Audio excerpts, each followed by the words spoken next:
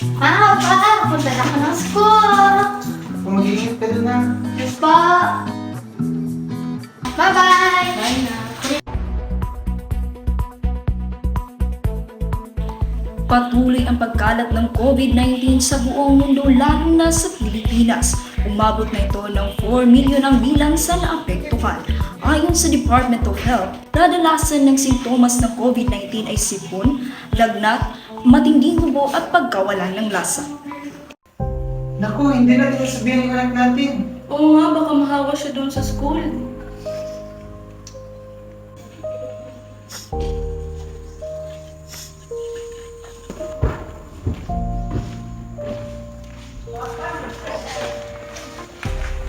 Magandang umaga po, Teacher Rachel. Magandang umaga din, maaari na kayong umupo. Salamat po.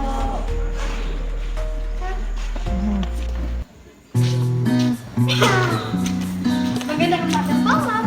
Magandang umaga, classmates.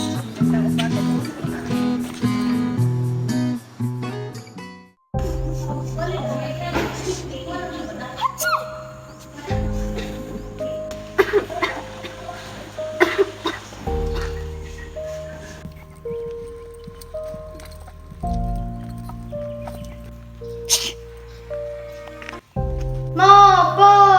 Una, napano ka? Napano ka na? Halika, upo ka na. Ulo ko. Naku, baka nahawa ka na sa COVID. Oo nga. Ito ang kadalasang sintomas na nakakaranas ng COVID-19. Dahil sa pandemyang COVID-19, isa sa mga iminungkahing solusyon ay ang lockdown, kung saan ang mga tao ay nasa bahay lamang upang mapanatili ang kanilang kaligtasan. Natigil ang mga klase sa paaralan dahil sa pandemyang COVID-19. Upang may pagpatuloy ang pag-aaral, isinasagawa na ang online class o ang paggamit ng mga gadget at iba pang teknolohiya.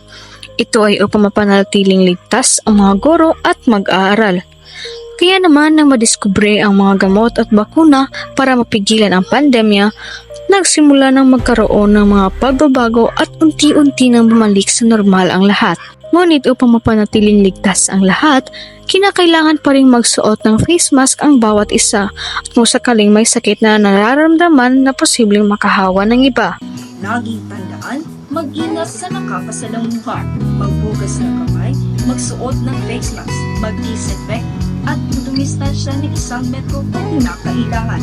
Muli, ako si Maria Sada, nagbabalita.